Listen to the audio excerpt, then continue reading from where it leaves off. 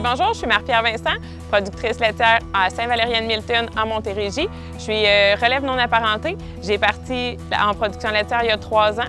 Donc moi, je détiens quota et troupeau. J'ai 40 vaches en lactation, puis je suis en location des bâtiments. Ça a été ma façon de démarrer en production non apparentée. Je m'implique aussi au niveau des producteurs de lait du Québec puis de la relève agricole. Mon implication est surtout centrée au niveau des jeunes qui se partent en production laitière. J'aimerais beaucoup ça améliorer les conditions d'établissement pour essayer de favoriser le plus d'établissements possible, pas nécessairement en nombre, mais surtout au niveau de la qualité, que ce soit des entreprises qui soient pérennes dans le temps. J'ai grandi sur la ferme laitière familiale. Mes parents, en ce moment, sont en processus de transfert avec mon frère. C'est quand même un gros enjeu pour eux parce qu'au niveau fiscal, c'est quand même assez compliqué. Le transfert apparenté n'est pas nécessairement avantageux avec les règles qu'on a en ce moment. Ça serait à la limite plus avantageux pour mes parents de transférer la ferme à quelqu'un de non apparenté. Il faut savoir que c'est important pour nous la pérennité de la production laitière, mais aussi la vitalité des régions, donc c'est des enjeux qu'on a très à cœur.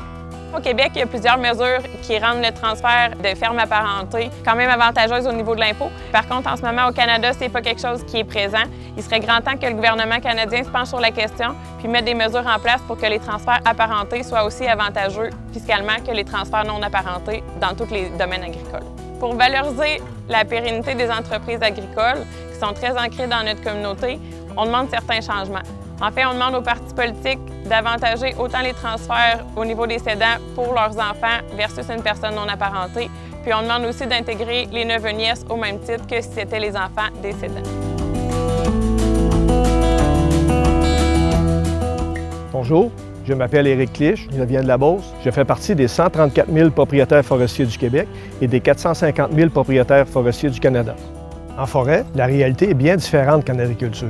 En agriculture, on sème au printemps et on récolte l'automne. Tandis qu'en forêt, entre le printemps et l'automne, il peut y avoir plusieurs décennies. Donc, nos revenus et nos dépenses arrivent rarement en même temps. Comme propriétaire forestier, ce que je réclame aux partis politiques, c'est d'obtenir un régime d'épargne et d'investissement sylvicole comme il y a dans plusieurs pays. Ce REER forestier va nous permettre de mettre à l'abri de l'impôt les années de récolte pour ensuite les réinvestir en aménagement forestier.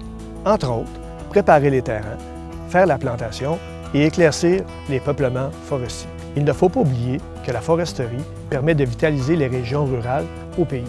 C'est pour ça que nous interpellons tous les candidats des partis sur ces enjeux.